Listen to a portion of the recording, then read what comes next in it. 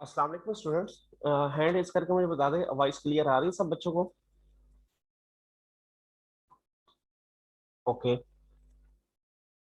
Any question from yesterday lecture? जो हमने कल लेक्चर पढ़ा था उसमें किसी बच्चे का कोई क्वेश्चन है या कोई पॉइंट है वो हैंड रेज कर सकता है।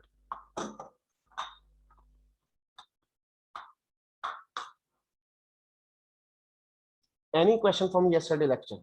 सब बच्चों का क्लियर है पॉइंट? ओके। आज हम टैक्स क्रेडिट के दूसरे पॉइंट को डिस्कस करेंगे जो कि है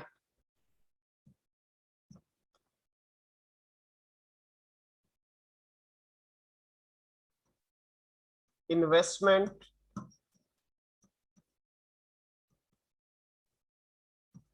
इन शेयर्स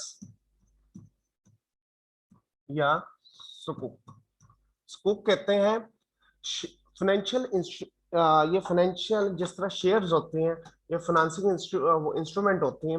ये स्कूप जोन से है Islamic name of financial instrument है। ठीक है। इसके अंदर क्या है, अगर कोई इंप्लॉय इन्वेस्ट करता है इसके अंदर शेयर्स के अंदर, और वो जो शेयर्स है सबसे अहम चीज इन्वेस्टमेंट इन शेयर्स के अंदर शेयर्स कौन से आएंगे? शेयर्स आएंगे पब्लिक कंपनी के। शेयर्स कौन से आएंगे? Public company as original allottee, मतलब उस पर्सन को ही मिले। ये ना हो शेयर्स वो कहेंगे मैंने इन्वेस्टमेंट किया लेकिन शेयर्स मैंने अपने भाई के नेम पे ले लिए, मैंने इन्वेस्ट किया शेयर्स मैंने अपने कजन के नेम पे, हैज अ ओरिजिनल अलॉटी उसी के नाम पर शेयर ऑफ पब्लिक कंपनी के। सबसे पब्लिक लिस्टेड कंपनी, सबसे अहम चीज पब्लिक लिस्टेड। इसका मतलब अगर किसी इंप्लॉय ने किसी पर्सन ने शेयर जोन से इन्वेस्ट किया है और वो शेयर प्राइवेट कंपनी के ले लिए तो उसके ऊपर उसको टैक्स क्रेडिट नहीं मिलेगा। इसका मतलब टैक्स क्रेडिट लेने के लिए जरूरी है पब्लिक लिस्टेड कंपनी के शेयर्स ले एज अ ओरिजिनल ओटी या स्कूप ले ले।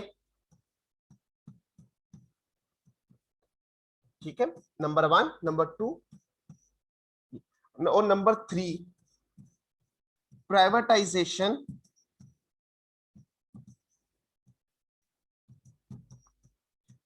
कमीशन ऑफ पाकिस्तान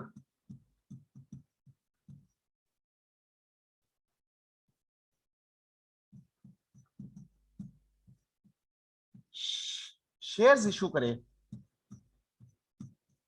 वो वाले शेयर। इसका मतलब, और ये भी जो शेयर्स है as a original allottee.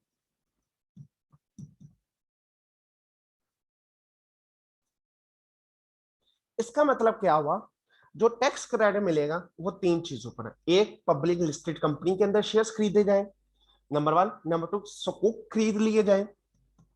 Number 3, privatisation commission of Pakistan की तरफ से शेयर्स खरीदे जाए एज अ ओरिजिनल ओटी।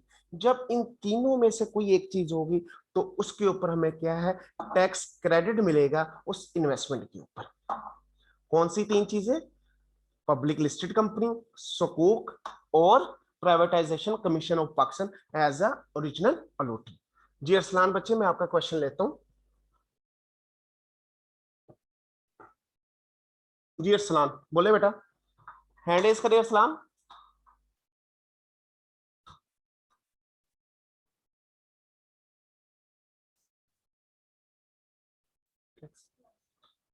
जी अस्सलाम अरसलान। वालेकुम सर। वालेकुम अस्सलाम। सर ये सुकूक का सर थोड़ा बता दें इसका। इसको एक फाइनेंशियल इंस्ट्रूमेंट का पता है आपको क्या होता है? फाइनेंशियल इंस्ट्रूमेंट्स, फाइनेंशियल इंस्ट्रूमेंट जिस तरह शेयर्स होते हैं ना बेटा, शेयर्स एक इन्वेस्टमेंट है। इसी तरह कहीं आप किसी कंपनी में कोई इन्वेस्टमेंट करते हो, उस इन्वेस्टमेंट के अगेंस्ट आपको कोई इंस्ट्रूमेंट, जो आप इन्वेस्ट करते हो ना, तो उसके अगेंस्ट आपको कोई फाइनेंशियल इंस्ट्रूमेंट या कोई एविडेंस के तौर पर एक इंस्ट्रूमेंट इशू किया जाता है कि आपके इस कंपनी के अंदर शेयर्स है या इस कंपनी के अंदर आपने इतनी फाइनेंसिंग की हुई है। उस फाइनेंशियल इंस्ट्रूमेंट का जो इस्लामिक नाम है ना उसको सुकूक कहते हैं। ठीक है। ठीक है सर, ठीक है sir. Okay sir, thank you sir. Okay. अब क्वेश्चन के अंदर क्या होगा, क्वेश्चन के अंदर बेटा वो आपको इस चीज को ऊपर नहीं करेगा, आप आइडेंटिफाई करें क्या है क्या नहीं, वो आपको बताएगा उसने स्कूप में इन्वेस्टमेंट की है, या वो बताएगा उसने लिस्टेड कंपनी के अंदर इन्वेस्टमेंट की है, या वो बताएगा प्राइवेटाइजेशन कमीशन में इन्वेस्टमेंट की है। हाँ, जिस चीज में वो आपको टेस्ट करेगा, वो टेस्ट ये करेगा, बीच में किसी जगह लिख देगा प्राइवेटाइजेशन कमीशन से शेयर्स मिले हैं लेकिन एज अ रीजनल अलॉटी नहीं मिले। अगर उसने कह दिया एज अ रीजनल अलॉटी नहीं मिले तो उसके ऊपर टैक्स क्रेडिट नहीं, या लिस्टेड कंपनी से शेयर्स लिए लेकिन एज अ रीजनल अलॉटी नहीं है तो उस सूरत में भी टैक्स क्रेडिट नहीं मिलेगा। तो इसका मतलब क्या हुआ, क्वेश्चन के अंदर वो आपको बताएगा इन तीन में से कहां शेयर्स उसने इन्वेस्ट की है, एज अ रीजनल अलॉटी है या नहीं है। अब इसको हम थोड़ा सा पढ़ते हैं इधर से।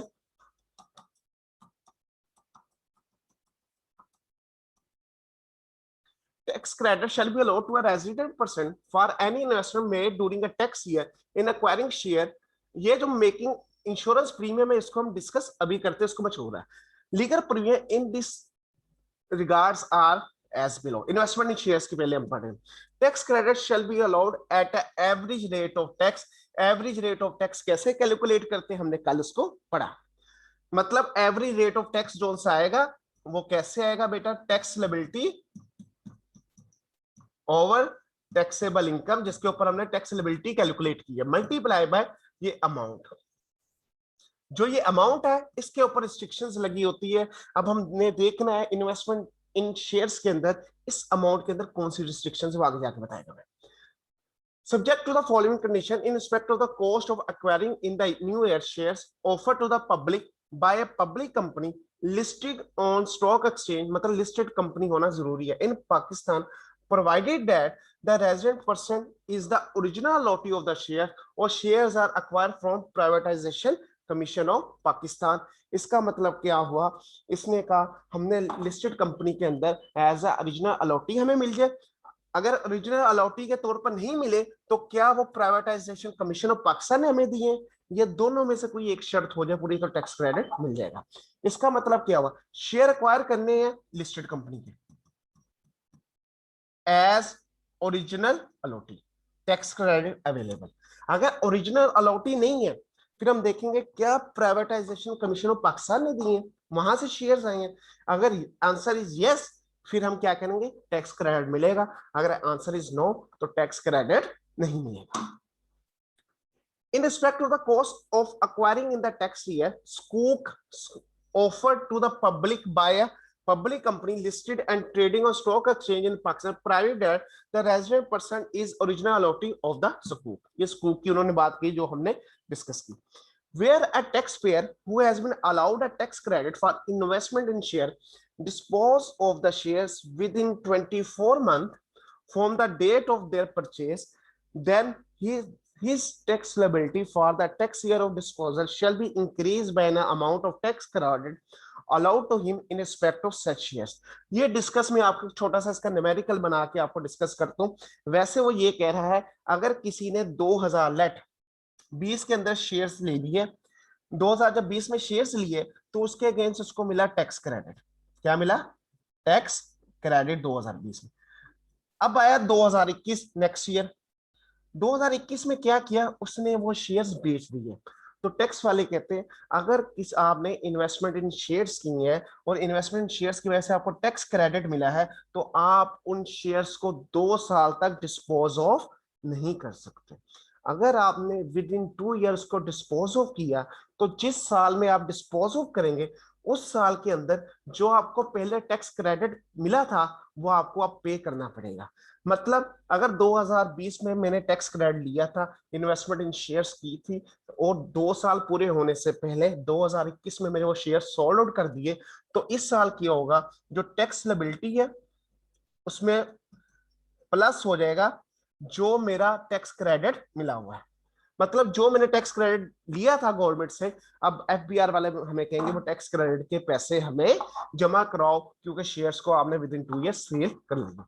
हम इसका एक न्यूमेरिकल भी करेंगे फिर आपको ये बात ज्यादा क्लियर हो जाएगी। Where for the year of disposal the taxpayer has no tax liability, the amount of tax credit shall be deemed as a tax payable for that period। कहता है जिस ईयर में डिस्पोज ऑफ किया उस year में tax credit जो उसे मिला था वो उसको अब पे करना पड़ेगा। कहता है अगर उस ईयर में उसकी टैक्स लायबिलिटी जीरो है ना, फिर भी ये नहीं होगा कि उसको माफ हो जाएगा। अगर टैक्स लायबिलिटी जीरो भी हुई तो ये जो टैक्स क्रेडिट की अमाउंट है ये उसको पे करनी पड़ेगी और ये उसकी टैक्स लायबिलिटी बन जाएगी। अब हम चलते हैं आगे, लाइफ इंश्योरेंस प्रीमियम को हम डिस्कस करते हैं।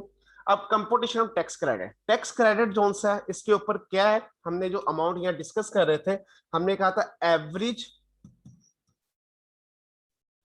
रेट मल्टीप्लाई बाय अमाउंट, ये एक टैक्स क्रेडिट हमें मिलेगा।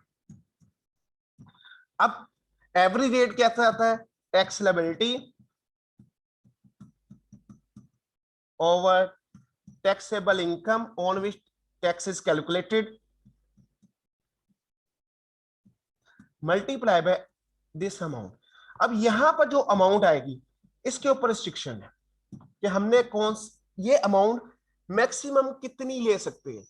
फॉर एग्जांपल अगर एक पर्सन अपने टैक्स ईयर में 1 करोड़ रुपया क्या करता है, इन्वेस्ट कर देता है अपने किसी शेयर्स के अंदर, क्या उसको 1 करोड़ के ऊपर ही मिल जाएगी टैक्स क्रेडिट? उसके लिए लाने का नहीं, इसके ऊपर रिस्ट्रिक्शंस है। वो रिस्ट्रिक्शंस क्या है, उसके अंदर रिस्ट्रिक्शन के अंदर आता है number 1 actual investment. Actual investment से मराद क्या है, जो हमने शेयर्स के अंदर इन्वेस्टमेंट की है। Number 2 20% of taxable income. ये टैक्सेबल इनकम कौन से वाली बेटा, ये वो ही इनकम है, याद है जो हम स्पेसिफाइड इंस्टीट्यूशंस के अंदर 30% ऑफ टैक्सेबल इनकम लेते थे ना, जिस टैक्सेबल इनकम का तब 30% लेते थे उसी टैक्सेबल इनकम का यहाँ पर 20% लेना है। और number 3 fix amount that is 2 million rupees. अब रिस्ट्रिक्शन क्या है, which ever is lower.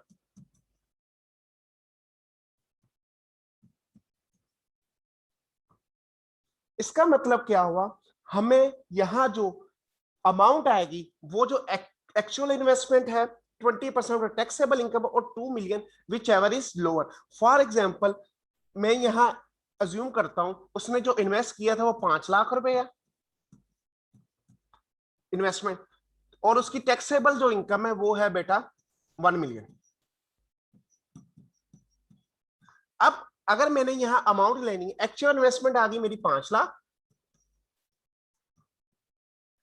20% of taxable income that is 2 lakh. 2 lakh कैसे आई, ये मैंने अज्यूम किया है मेरी 1 मिलियन टैक्सेबल इनकम थी, तो 20% मल्टीप्लाई बाय 1 मिलियन।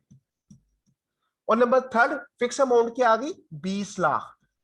अब विच एवर इज लोअर क्या है, मेरी ये 2 lakh which ever is lower है, ये वो अमाउंट है जो इधर आएगी। बेशक इस टैक्स ईयर में मेरी इन्वेस्टमेंट 5 लाख की है, लेकिन रिस्ट्रिक्शन की वजह से मैं 5 लाख के ऊपर टैक्स क्रेडिट नहीं कर सकता, मैंने किसके ऊपर टैक्स क्रेडिट करना है, 2 लाख के ऊपर।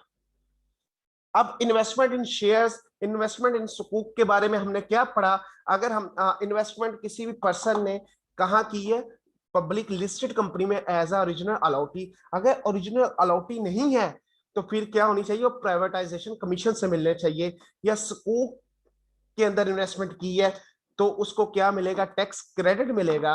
और ये जो टैक्स क्रेडिट है ये एवरी रेट पर दिया जाएगा। एवरी रेट कैसे निकलेगा, tax liability over taxable income on which tax is calculated multiply by amount, eligible amount. ये जो एलिजिबल अमाउंट है ये क्या है, that is lower of number 1 actual investment, number 2 20% of taxable income, and number 3 आपकी 2 million which ever is lower. Any question up to here?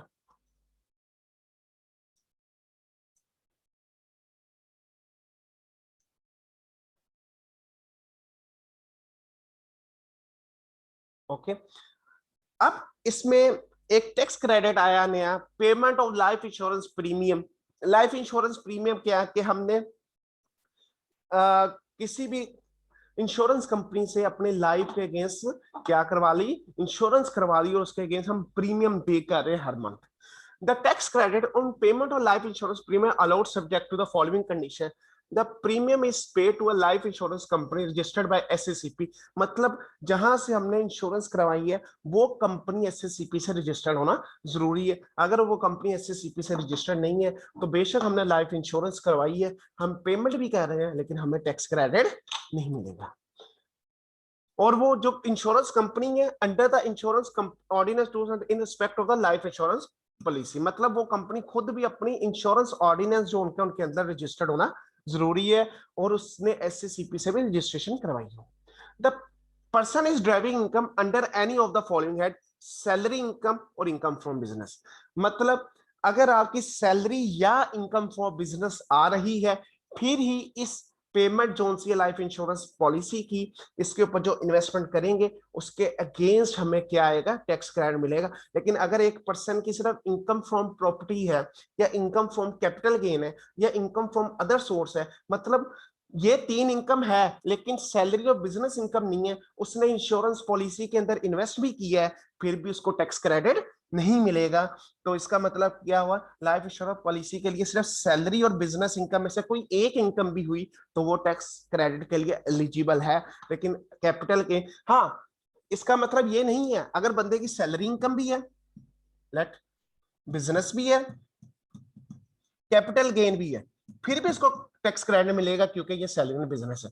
अकेली salary है plus साथ कैपिटल गेन है, फिर भी उसको टैक्स क्रेडिट मिलेगा अगर उसने कोई चीज हमें डिफाइन नहीं की। लेकिन अगर क्वेश्चन के अंदर वो कहता है ये प्रीमियम जो पे किया, ये जो इंश्योरेंस प्रीमियम पे किया, ये कैपिटल गेन की इनकम में से पे किया गया, फिर उस सूरत में उसके ऊपर हमें टैक्स क्रेडिट नहीं मिलेगा क्योंकि सैलरी और इनकम बिजनेस में से पे नहीं हुआ।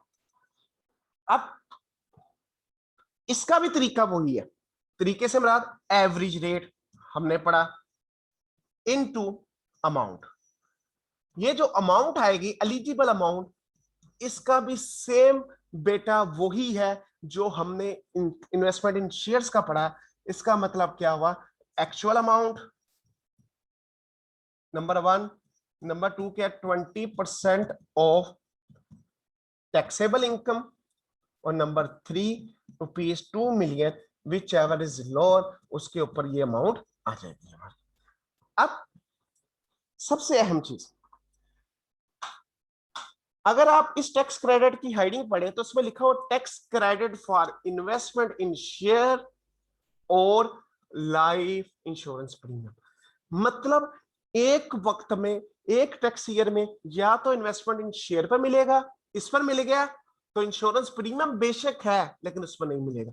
अगर इंश्योरेंस प्रीमियम पर ले लिया तो हमें इन्वेस्टमेंट इन शेयर्स पर नहीं मिलेगा, ये बात कंफर्म है। मतलब अगर तो अलग अलग आ रहा है फिर तो दोनों पर मिल जाए। मतलब टैक्स ईयर 1920 में आ गया शेयर्स में, शेयर्स का ले लिया टैक्स क्रेडिट, 1921 में आ गया लाइफ इंश्योरेंस पॉलिसी प्रीमियम, तो हमने लाइफ इंश्योरेंस प्रीमियम का ले लिया। लेकिन 2022 में इन्वेस्टमेंट इन शेयर्स भी आ गया और इंश्योरेंस प्रीमियम भी आ गया। अगर दोनों आ गए हैं तो दोनों के ऊपर हमें टैक्स क्रेडिट नहीं मिलेगा, फिर हमें एक में मिलेगा। अगर हमें पता है, हमने दो, फॉर एग्जाम्पल अब हम पढ़ते हैं दोनों की सूरत में क्या है, average rate multiply by amount, और ये अमाउंट दोनों की सूरत में कैसे निकलेगी, एक्चुअल 20% ऑफ टैक्सेबल इनकम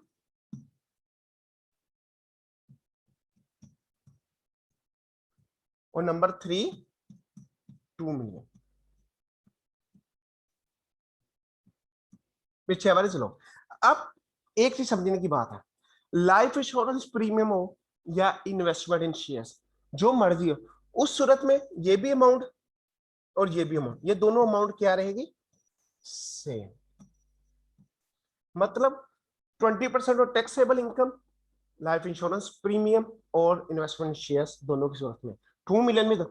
फर्क क्या आएगा एक्चुअल के अंदर, एक्चुअल के अंदर दो आएगी, may be investment in shares के अंदर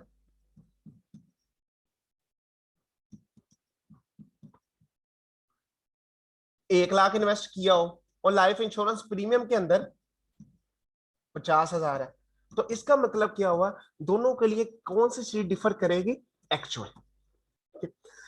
अब हमने दोनों में से सिर्फ एक को देना है। अगर एक वक्त में दोनों आ रहे, एक टैक्स ईयर में दोनों पेमेंट्स, मतलब इन्वेस्टमेंट शेयर्स भी है और लाइफ इंश्योरेंस भी है, तो अगर एक ऑप्शन मिला, हम किस ऑप्शन को एक्सरसाइज करेंगे बेटा, हम उन ऑप्शन को एक्सरसाइज करेंगे जिसके अंदर हमें टैक्स क्रेडिट ज्यादा मिले।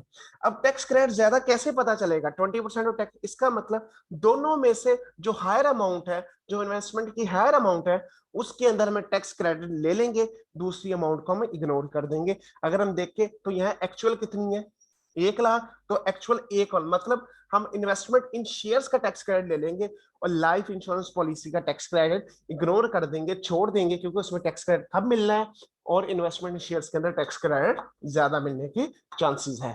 तो यही वो यहां नोट लिख रहा है, in the case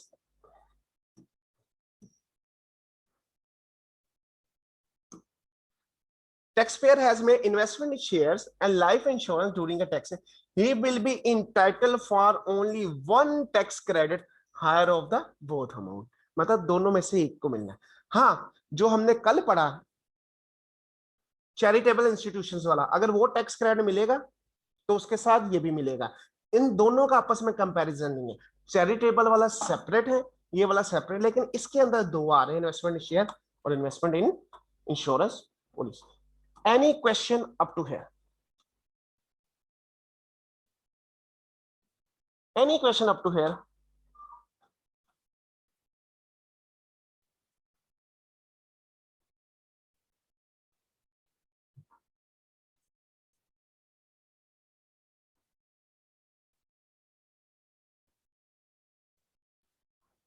Okay. Number third,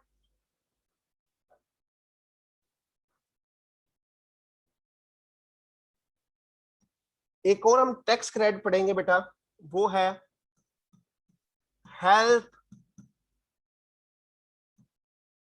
insurance policy. जेन बके हेल्थ इंश्योरेंस पॉलिसी का सेपरेट टैक्स क्रेडिट है और जो लाइफ इंश्योरेंस पॉलिसी है उसका सेपरेट है। हेल्थ का इंश्योरेंस पॉलिसी का टैक्स क्रेडिट मिलेगा ही मिलेगा, ये वो कंपैरिजन या हायर में से इनका कोई भी चक्कर नहीं है, सेपरेट टैक्स क्रेडिट है। इसके अंदर क्या है, अगर कोई पर्सन, उसके लिए जरूरी है उसकी इनकम सैलरी या बिजनेस में से हो, वो किसी भी हेल्थ इंश्योरेंस पॉलिसी को लेता है तो उसको इसके अगेंस्ट क्या मिलेगा बच्चे, टैक्स क्रेडिट मिलेगा। अब इसके लिए भी जो टैक्स क्रेडिट है, नंबर 1 है क्या, वो एवरेज रेट। एवरेज रेट कैसे निकलता है, वही tax liability over taxable income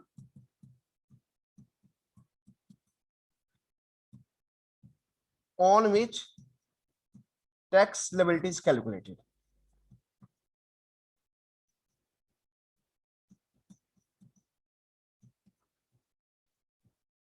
Calculate multiply by amount।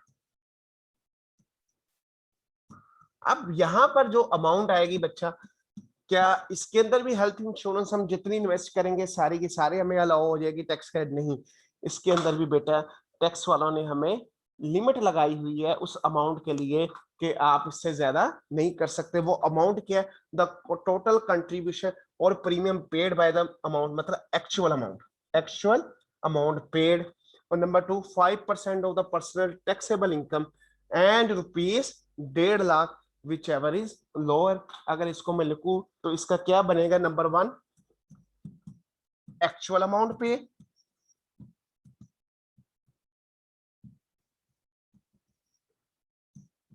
Number 2 5% of taxable income, ये वाली टैक्सेबल इनकम कौन सी 5%?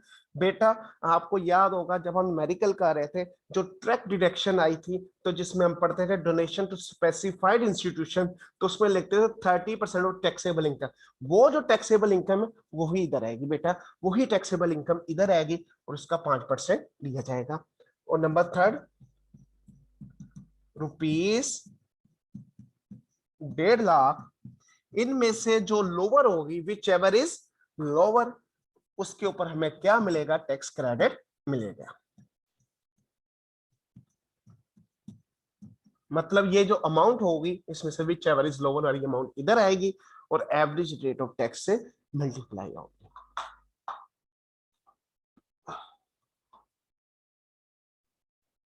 Any question up to here?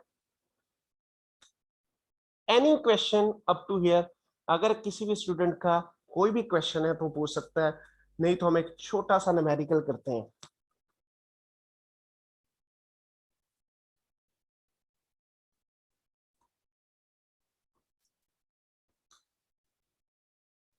Ji Mohammad Arsalan.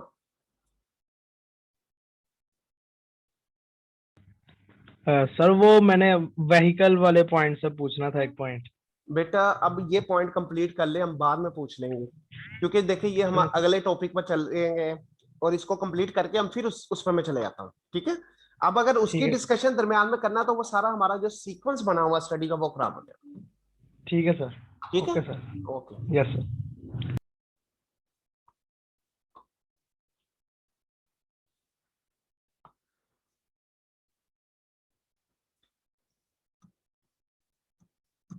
Mister Aleem has salary income of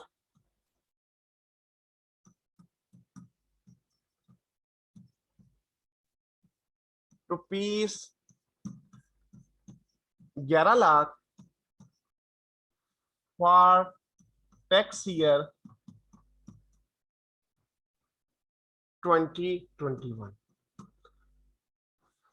Following further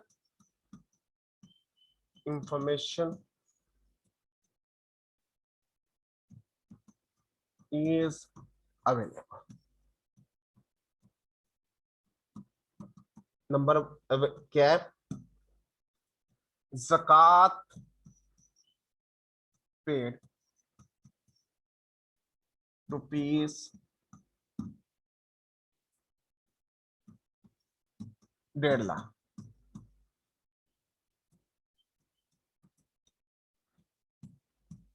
donation to specified institution 50,000।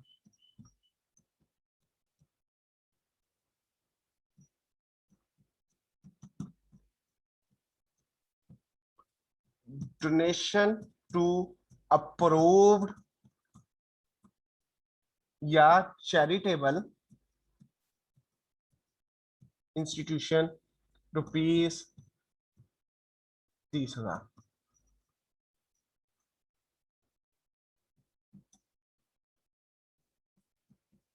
Investment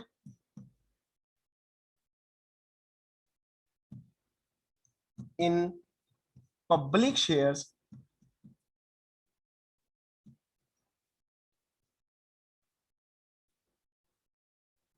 not as original allotee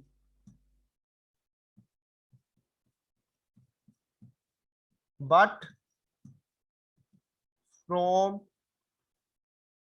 privatization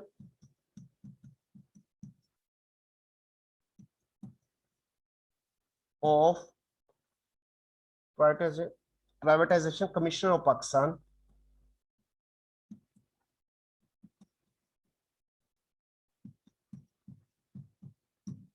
rupees 3 lakh.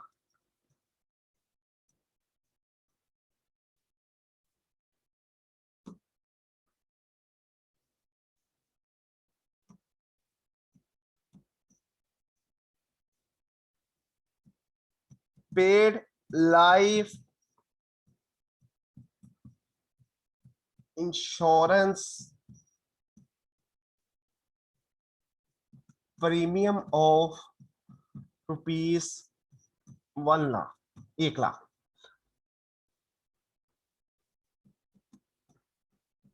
He also paid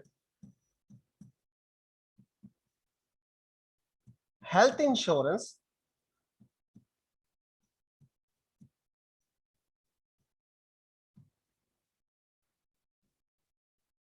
policy of ₹50,000.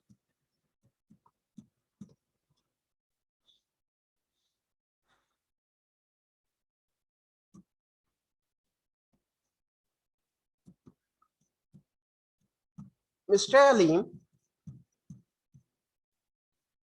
dispose of shares during the year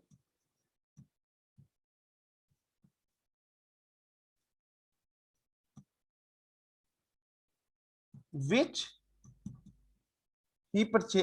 was purchased in tax year 2020, and he availed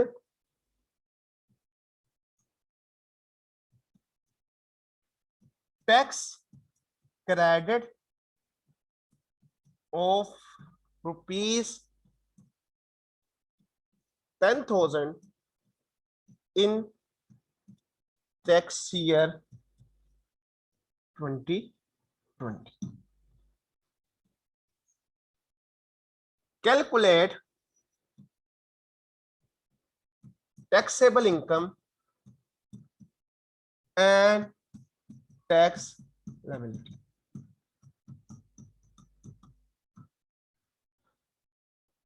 किसी बच्चे को question के हवाले से कोई problem हो समझने के हवाले से?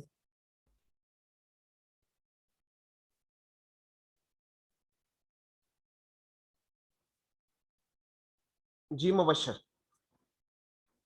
सर यही कहना था, स्क्रीनशॉट लेना है तो वो छोटा कर दें। जी वो हमने कर दिया खुद ही।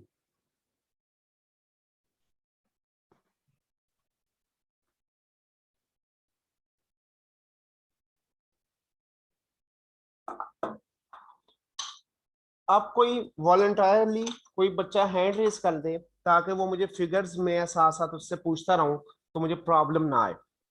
है कोई स्टूडेंट जिसने क्वेश्चन नोट किया हो वो मेरा हेल्प करना चाहे क्वेश्चन करते हुए? Any person? मैंने सिर्फ फिगर्स वो पूछनी है क्योंकि बार बार मुझे क्वेश्चन के ऊपर जाना पड़ेगा, इसलिए अगर कोई स्टूडेंट है तो हैंड रेस कर ले।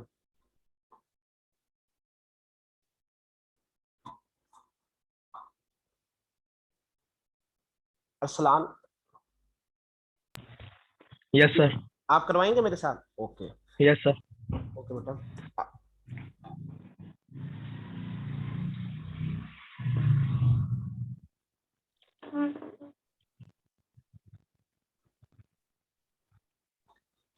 सबसे ऊपर mister Aleem NTR number this tax year 2021 calculation taxable, वो आप लिख लेंगे, हम उससे आगे शुरू कर रहे हैं क्वेश्चन को लेके। ये देखिए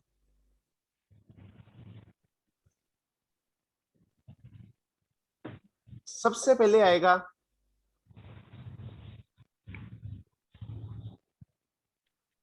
पर्टिकुलर्स। बेसिक सैलरी कितनी है बेटा? सर 11 लाख। बेसिक सैलरी है 11 लाख।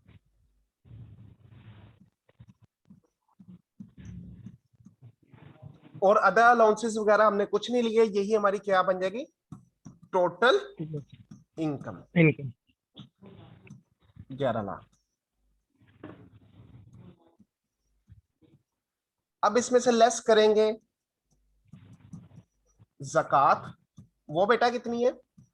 सर 1,50,000। 1,50,000 ज़कात लेस कर दी हमने, और ये हमारे पास आ गया टैक्सेबल इनकम, वो आ गई 9,50,000। अब इसमें से लेस करने हमने डायरेक्ट डिडक्शंस। डायरेक्ट डिडक्शंस वाले कौन से? Specified institution. अप्रूव्ड और चैरिटेबल वाले यहां से लेस नहीं होने। अप्रूव्ड और चैरिटेबल के ऊपर मिलता है हमें टैक्स क्रेडिट, जबकि जो हमारा स्पेसिफाइड है उसके ऊपर डायरेक्ट डिडक्शन करते हैं। अब हम लेस करेंगे डोनेशन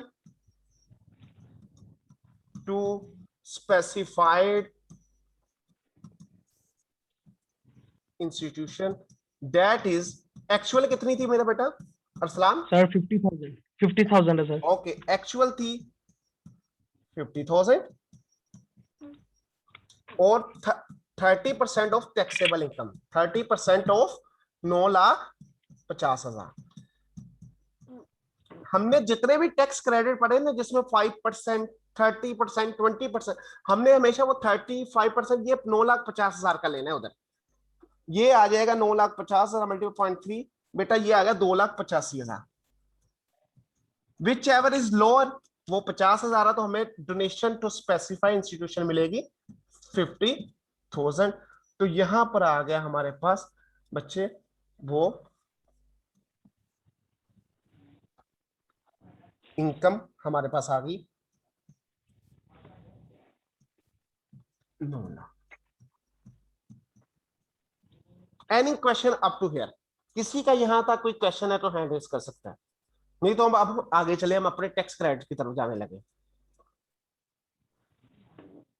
ओके, अब हम 9 लाख के ऊपर निकालेंगे अपनी कैलकुलेशन ऑफ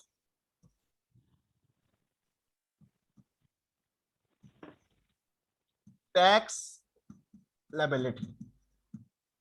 अरसलान बेटा टैक्स लायबिलिटी कैलकुलेट कर ले, 9 लाख पर क्या आ रही है? सर आई थिंक 15,000 आएगी। 15,000 बिल्कुल। ये टैक्स लायबिलिटी हमारी बनी हुई है बेटा,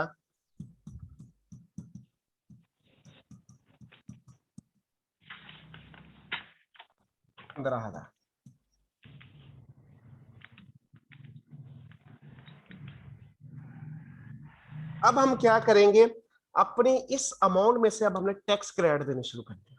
टैक्स सबसे पहले टैक्स क्रेडिट देंगे चैरिटेबल इंस्टीट्यूशन या अप्रूव इंस्टीट्यूशन। अब आएगा less tax credit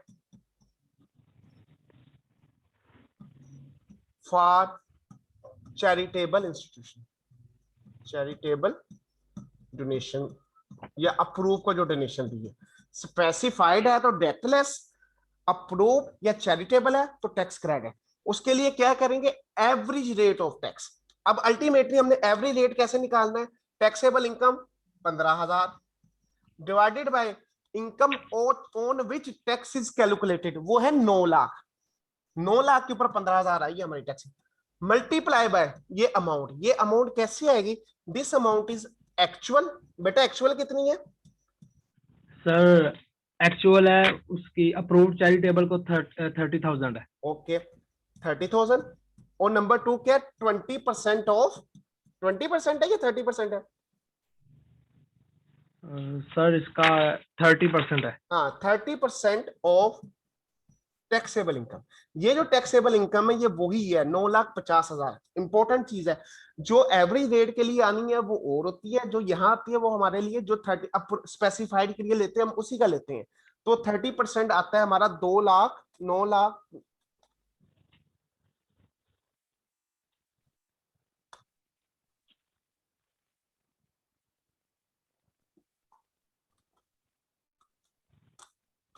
$2,85,000। Which ever is lower, दोनों में से लोअर क्या? 30,000। तो इसके ऊपर हम क्या ले लेंगे? टैक्स क्रेडिट ले लेंगे 30,000 के साथ। तो 15,000 divided by 9 lakh multiply by 30,000, तो ये हमारे पास आ गया 500 टैक्स क्रेडिट नंबर 1।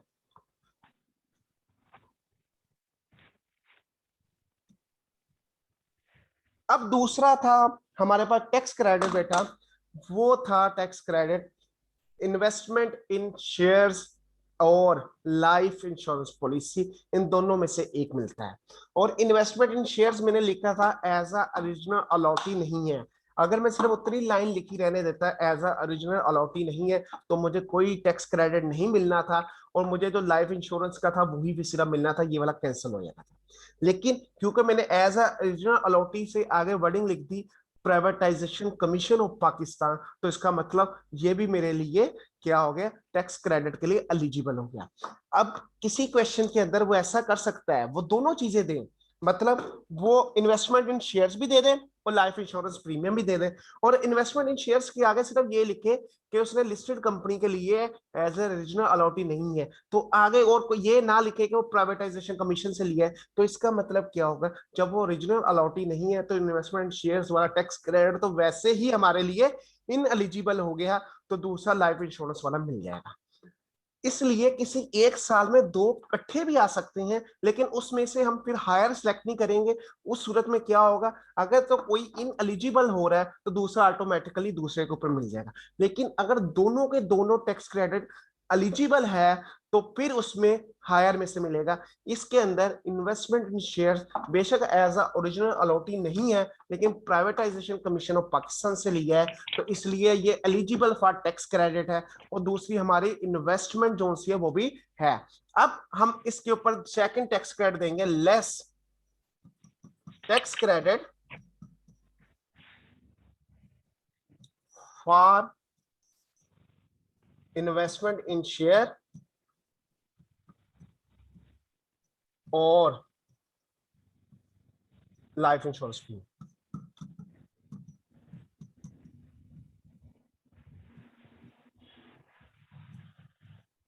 इसको कैसे डील करेंगे न्यूमेरिकल के अंदर, हमने लिखना है एवरी रेट के लिए वही 15,000 divided by 9 lakh multiply by वो अमाउंट, और उस अमाउंट के लिए पहले हमने लिखना है एक्चुअल। अब बेटा मुझे बताएं लाइफ इंश्योरेंस प्रीमियम कितना है और दूसरा कितना है। सर जो लाइफ इंश्योरेंस प्रीमियम है वो 1 लाख है, हम्म, और वो जो हमने उसमें शेयर्स में इन्वेस्टमेंट की है वो 3 लाख की वो है। 3 लाख। इसका मतलब अब मैंने कहा था ये जो 2 मिलियन ये भी सेम रहेगा, इसमें कोई चेंज नहीं आएगी। ये 20% ऑफ टैक्सेबल इनकम, 20% ऑफ 9,50,000, ये भी दोनों सूरतों में क्या होगा, सेम रहेगा, वो आ जाएगा मेरा 1,90,000। 2 मिलियन आ गया।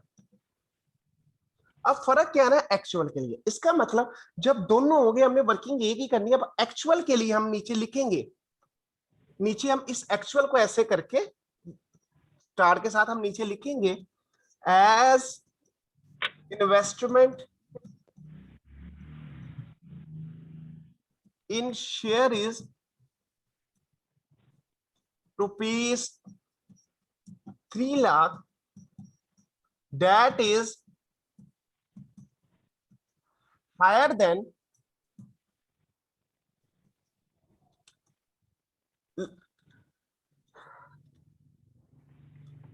life insurance premium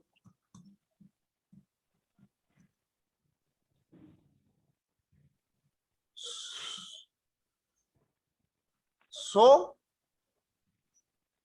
only one tax credit is available for the year, that is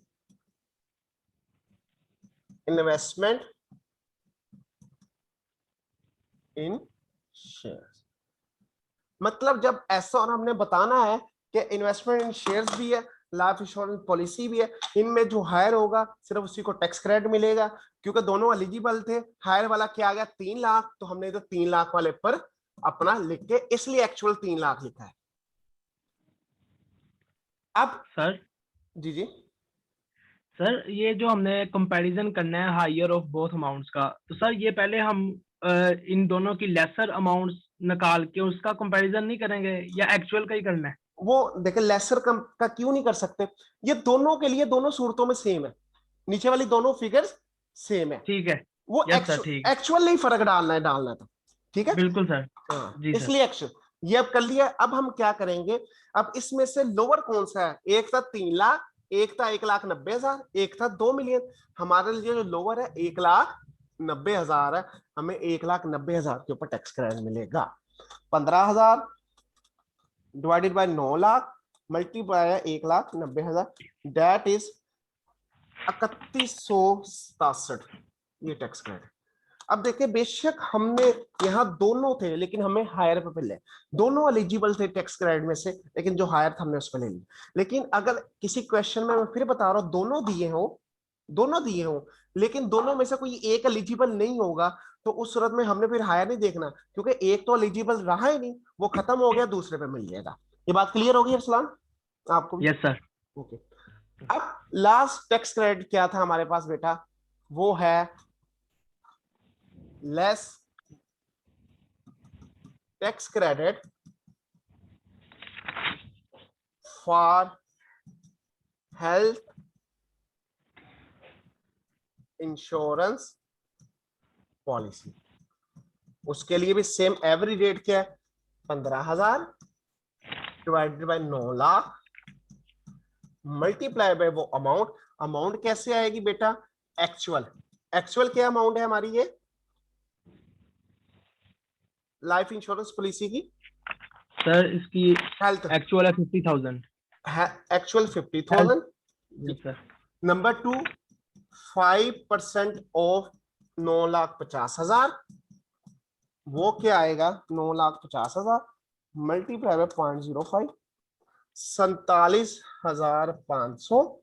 और नंबर थर्ड क्या होगी हमारी, rupees 1.5 lakh, which ever is lower. इनमें से लोअर क्या है, 1.5 लाख 47,500 लोअर है, तो 47,500 पर हमें टैक्स क्रेडिट मिल जाएगा। ये अमाउंट ऐसे निकली है, 15,000 तकसीम 9 लाख जरब 47,500, ये मेरे पास आ जाएगी 792 का टैक्स क्रेडिट। अब तकरीबन क्वेश्चन कंप्लीट हो गया। एक लास्ट एंट्री मैंने लिखी थी, वो एंट्री ये थी कि मिस्टर अलीम ने टैक्स ईयर 2020 के अंदर शेयर्स लिए थे, इन्वेस्टमेंट की थी, और उस शेयर्स के अगेंस्ट उसको टैक्स क्रेडिट मिला था, लेकिन उसने वो शेयर्स 2021 में सेल कर दिए। अगर शेयर्स जिसके ऊपर टैक्स क्रेडिट मिला हो वो विद इन 24 मंथ, मतलब 24 महीनों से पहले वो शेयर सेल आउट हो जाए एक्वायरिंग डेट से, तो क्या होगा, उस पर जो टैक्स क्रेडिट हमें मिला हुआ है वो हमें दोबारा पे करना पड़ेगा। तो इसका मतलब क्या है, इसका मतलब क्या है, इधर हम लिखेंगे ऐड, पहले लिख रहे थे less add tax credit for shares in tax year 2020 sold out, वो हमने सोल्ड कर दिया उसके लिए। अब कितने का ये टैक्स क्रेडिट मिले था हमें 2020 में बेटा? सर 10,000 का। 10,000। तो इधर 10,000 क्या हो जाएगा, हमारी टैक्सेबल इनकम में ऐड हो जाएगा। अब मैं इधर से निकालूंगा टैक्स पेएबल या टैक्स लायबिलिटी, दोबारा निकाल सकते हैं। तो अगर इस क्वेश्चन को मैं ऊपर से लेके आता हूं, 15,000 की हमारी टैक्स लायबिलिटी थी, पहला टैक्स क्रेडिट मिला 500 का, वो मैंने लेस कर दिया। दूसरा मिला 3,167 का, वो भी लेस हो गया। फिर मिला मुझे 792 का, वो भी लेस हो गया। और लास्ट में आके ये 10,000 मैंने जमा कर दिया, क्योंकि टैक्स क्रेडिट ये रिवर्स हो गया, क्योंकि मैंने शेयर डिस्पोज ऑफ कर दिए। तो मेरी टोटल नेट टैक्सेबिलिटी निकलेगी, ये निकलेगी बेटा 20,541 रुपए। टैक्स, इसको पे बना लिखे, इसको टैक्स लायबिलिटी निकले, टैक्स लायबिलिटी। अब इसके बाद इसमें से लेस करेंगे, जो इस क्वेश्चन के अंदर तो नहीं है, tax deducted at source. Deducted at source मतलब ये वो टैक्स है जो एम्प्लॉयर ने हमारा काटा हुआ, या हमारा कहीं कटा, वो मैं भी क्वेश्चन में ज्यूम करूं 5,000 है, तो 5000 हम वो लेस कर देंगे और उसके बाद क्या आएगा हमारे पास 20,541 माइनस 5000, तो 15,541 ये हमारा टैक्स पेबल है, टैक्स पेबल। अगर टैक्स डिडक्टेड एट सोर्स कुछ भी नहीं है तो 20,541 ही पेबल हो जाएगा। एनी क्वेश्चन बेटा, एनी क्वेश्चन अप टू है?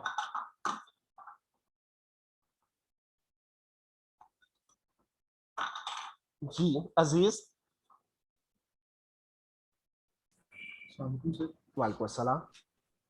सर जो आपने वो शेयर्स को डिस्पोज करने के वाले का बताया पॉइंट, उसको एक बार दोबारा बता दें प्लीज। सॉरी कौन सा? अच्छा डिस्पोज ऑफ की जो बात की है, ओके। अगर फॉर एग्जांपल हमने कोई इन्वेस्टमेंट इन शेयर्स की है, अगर इन्वेस्टमेंट इन शेयर्स के ऊपर हमें टैक्स क्रेडिट मिल गया, लेट टैक्स क्रेडिट जब हमें मिल गया ना, उसके बाद वो शेयर्स हम 2 साल तक सेल आउट नहीं कर सकते।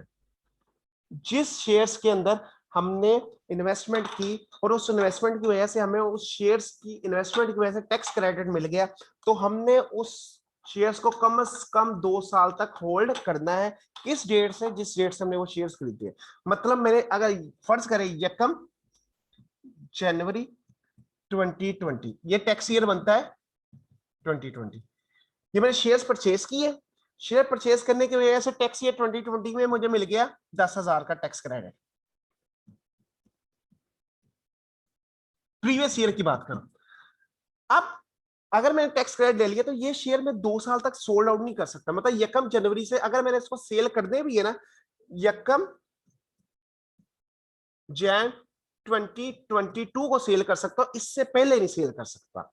लेकिन अगर मैं इससे पहले सेल आउट कर देता हूं तो गवर्नमेंट वाले कहते हैं जिस टैक्स ईयर में आप, अगर आपने इस डेट से पहले सेल कर दिए 2 साल या 24 मंथ से पहले, तो जिस टैक्स ईयर में सेल करोगे उस टैक्स ईयर में ये जो बेनिफिट आपने हमसे लिया ना 10,000 का टैक्स क्रेडिट की शक्ल में, वो बेनिफिट आपकी टैक्स लायबिलिटी में दोबारा ऐड कर दिया जाएगा।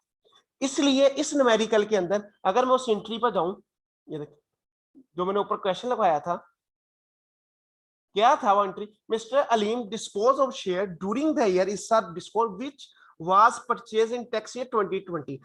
वो ये शेयर्स ने परचेज किए थे पिछले साल and avail the tax credit और रुपीज 10,000 टैक्स ईयर 2020, और इसके ऊपर उसको टैक्स क्रेडिट मिला था 10,000 का। अगर उसने 20 टैक्स ईयर 2020 में टैक्स क्रेडिट भी लिया और परचेज भी किया तो उसको कम से कम टैक्स ईयर 2021 के बाद जाके सेल आउट करने चाहिए, तो उससे पहले उसको सोल्ड आउट नहीं करने चाहिए थे। 24 मंथ का टाइम पीरियड पूरा होना लाजमी है, क्योंकि उसने ये शेयर डिस्पोज ऑफ कर दिए। जो टैक्स क्रेडिट उसको मिला था ये 10,000 का, वो टैक्स क्रेडिट क्या किया हमने, ये 10,000 रुपया उसकी टैक्स लायबिलिटी में इस साल ऐड कर दिया, क्योंकि 24 मंथ पूरे नहीं हुए थे। ये वो काम किया इसका। ये मेरा बेटा, ये उसको इधर का क्लियर हो गया अजीज? जी सर, हो गया, थैंक यू। किसी और स्टूडेंट का कोई क्वेश्चन है तो पूछ सकते हैं बेटा, किसी भी और स्टूडेंट। अब अरसलान आप पूछ ले, जो आपका प्रीवियस व्हीकल में से क्वेश्चन था बेटा, हैंड रेस करके वो क्वेश्चन पूछ ले अरसलान। यस सर, वो उसका पॉइंट नंबर 4 और 5 का सर, वो जो फर्स्ट पॉइंट लिखा है सर, मैं पूछना था ये सेम कैलकुलेशन है एक की? ये वाला? जी sir.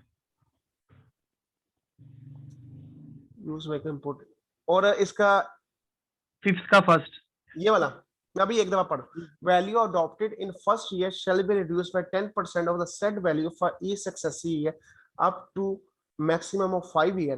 Used vehicle locally purchased shall be valued as if vehicle imported are up to 5-year-old, value shall be original cost as reduced by 10% for every following year in which it was imported or purchased.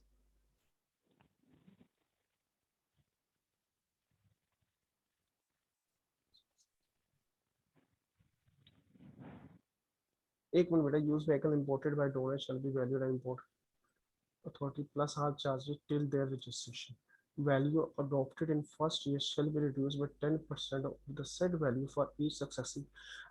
बेटा ये असल में उसने ये जो point बताया ना, ये बताया अगर आपने कोई व्हीकल वगैरह ली है तो उसकी जो भी वैल्यू होगी, लेट मैं कहता हूँ 1 लाख वैल्यू है फर्स्ट ईयर, वो कहता है अगर आपने इसकी वैल्यू असेस करनी है सेकंड या थर्ड ईयर में क्या है, तो बेटा आप इस वैल्यू को हर साल 10% रिड्यूस करके भी असेस कर सकते हो। ये एक लिखी है जनरल बात उसने।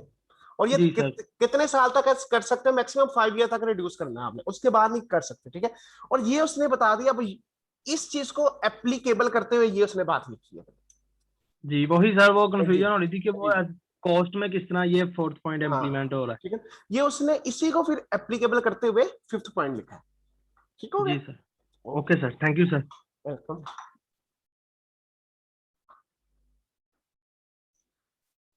आज के लिए इतना ही। अगर बेटा सैलरी में से मैं फिर आपको कहता सैलरी का दोबारा रिपीट करें, फिर भी आपका कोई क्वेश्चन आता है सैलरी में से तो हम इंशाल्लाह उसको मैं आंसर करूंगा। कोई आपको प्रॉब्लम है टैक्स क्रेडिट के अंदर जो हमने पढ़ लिया है या कुछ भी पढ़ लिया तो मुझसे डिस्कस लाजमी कीजिएगा। इंशाल्लाह मैं कोशिश करूंगा कि आपके क्वेश्चंस को आंसर कर सकूं।